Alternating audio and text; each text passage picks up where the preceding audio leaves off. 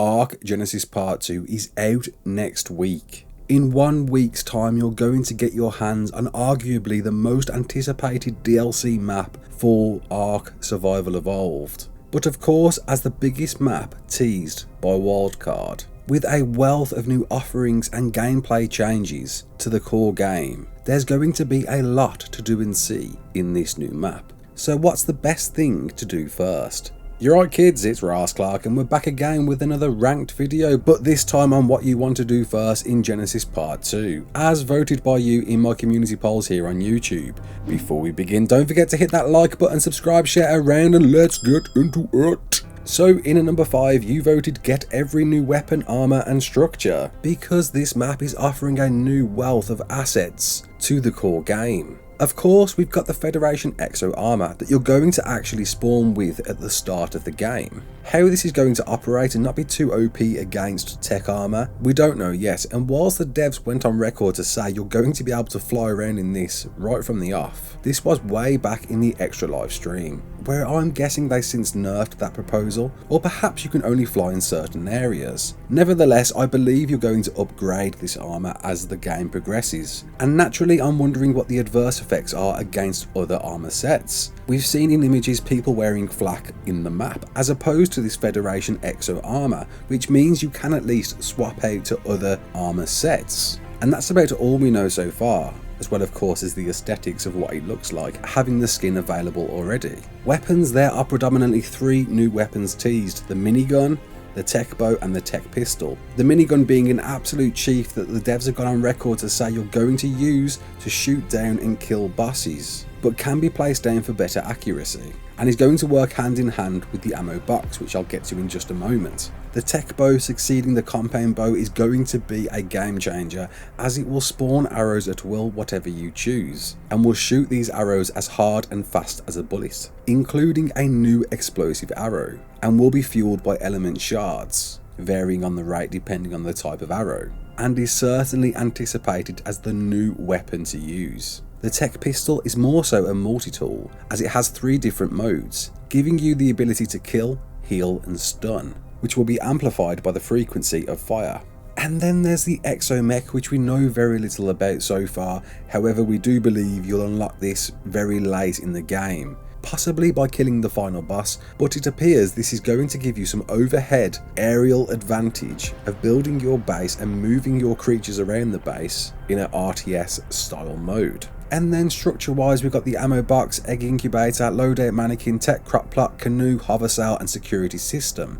The ammo box automatically distributing ammo to any of your turrets in range, as well of course as other weapons. The egg incubator is going to cook your eggs for you, ready to hatch, and will tell you the stats, colours, mutations of that egg. So if you're looking to breed for mutations especially, this is going to be the most handiest thing in the world. Especially of course incubating some of those eggs that take up to 2 days, like a giga. The loadout mannequin, you're going to be able to put your armor and quick slots on that structure ready to take out and use at a moment's notice, allowing you to quick equip a different variety of loadout depending on the situation, whether you're in PvP, PvE, grinding, boss running, cave running, but more so just to show off your flashy coloured armor. The tech crop plot does what it says on the tin. It's going to be a crop plot that won't require any resource to power, apart from of course I'm guessing element to grow your crops, but we believe this is going to harness the power of some new type of crop. We don't know what this is yet, but my guess is it's going to be a new variant of the Plant X, but a Rockwell variant that's going to shoot giant energy balls. I've got a video on that, link in the description. The canoe that you're going to be able to place down and pick back up whenever you want to cross any body of water. The hover sail, a deployable vehicle that can be used to travel great distances in style. Able to host 2 survivors, it could be a big game changer for PvP, with one controlling the vehicle and one that can use weapons to shoot from the front. At least making for some great dogfights, I'm expecting, and will allow you to increase its speed when performing certain tricks. And the security system enabling the survivor to monitor an area through a network of linked cameras, somewhat similar to the Scout. And from these cameras, the survivor is able to remotely interact with structures and creatures. So you're going to be able to place down structures and whistle creatures around a map without even being there. This one's going to be a big deal, and I will be covering this one in more depth very soon. In at number 4, watch the ending. Now I know there was a big backlash for this one. Why on earth would you want to spoil the ending? Well, a lot of people have come so far. ARK Genesis Part 2 is the end of over half a decade of playing a game following a storyline that's delved and woven into a tale beyond our imagination, where we went from Bobs on the beaches to fight giant mythological beasts, and we found an alien cave, found that our island was one of many arks, travelled across them to beat an old corrupt survivor, and then went to Earth to battle and defeat the King Titan, before entering a simulation and waking up, realising that Rockwell was still out there, aboard our ship. It's been an incredible tale, and everybody, including myself, needs to see how this epic story comes to a conclusion, and possibly now how it's going to set up ARK 2. In at number 3, find the best base locations. It's a given, it's a thing. Everybody, especially in PvP and of course PvE, wants to find what are the best spots on the map to build on. And with supposedly the biggest map we've ever played on, it could take some time to find the best spots in the best biomes. What well hidden spots there are, what spots there are with a vertical advantage, what locations are near resources, what is the best region to live in. There could be so many base locations on this one, especially as we know it's not going to be restricted by missions, as the devs took our feedback from Genesis Part 1 and made sure they were a very separate entity. And of course, on official PvP, the race will be on. So good luck to those out there that want to find the best base location possible. In at number 2, explore and learn about each region, because these are seemingly very new regions to what we've seen before. So far, of course, we've seen 5. The Eden Zone, which is going to be the starter area for survivors, filled with plateaus, rivers and waterfalls, and apparently providing all necessary resources needed for survival. The tech trenches that act as technological bridges between biomes, and potentially the 2 rings, which appears to be the new divide between each biome, rather than using HLNA to teleport from one to the other like in Genesis Part 1. And it'll be interesting to see if you can build in these biomes, because I imagine if you can build in those, you can technically block off the pathway from one biome to the other.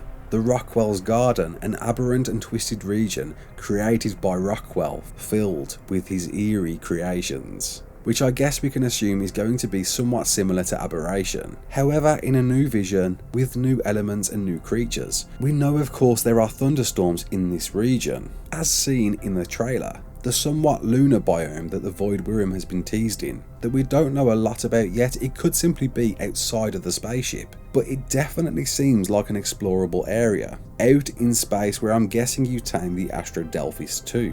And of course an area fused with the insides of Sir Edmund Rockwell, affectionately known as the Rockwell's Innards biome, because it literally possesses parts of him.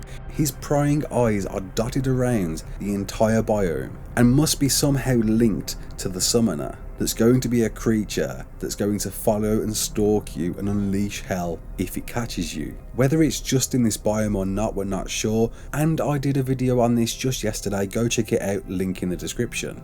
And in at number 1, by a majority vote, tame every new creature. And I can see why this wins the vote. These are very new offerings to ARK Survival Evolved that are going to be, in my opinion, very game changing. We've got of course the very manoeuvrable Astro Delphis that's going to be able to be equipped with a tech saddle, and will possess thrusters allowing it to shift between modes of flight, as well as laser cannons that instantly hit targets in front of it. The Maywing, engineered to be the ultimate interstellar wet nurse and surrogate parent. In addition to automatically taking care of your babies, the Maywing can steal enemy offspring by luring their young in for an irresistible suckle of its bounteous teats. The Shadowmane, that bears a strong resemblance to lions. Possessing a frill, Shadowmanes will have certain capabilities depending on its gender, with males capable of roaring like a Yeti, and female Shadowmanes able to render itself as well as other allied creatures invisible. And then the Noglin, that's going to be able to be used to control the minds of enemies, creatures or survivors and turn them against one another. and the Strider tamed by hacking it. There will be multiple variations with different attachments, with the harvesting attachment having a drill-like mouth that allows the Strider to shoot a laser at harvestable objects like a mining drill, an attachment that looks like a tech shoulder cannon that can shoot at enemies, and a spiked attachment for its back and head that is currently for an unknown purpose. And of course the Void Wyrm that many of us have dubbed the Tech Wyvern. However, it could look very different to the Wyvern. We are yet to see this in the full flesh, and how it works we don't know yet. However, we suspect this is going to shoot sheer element. And that's about it, but what a roster of creatures, what a roster of new things, new elements of gameplay to come to ARK finally on this new map to complete the official storyline saga. Not long left to go. I can't wait. I know you can't wait. My name's Raasclark. Don't forget to like, share and subscribe, and as always, peace out.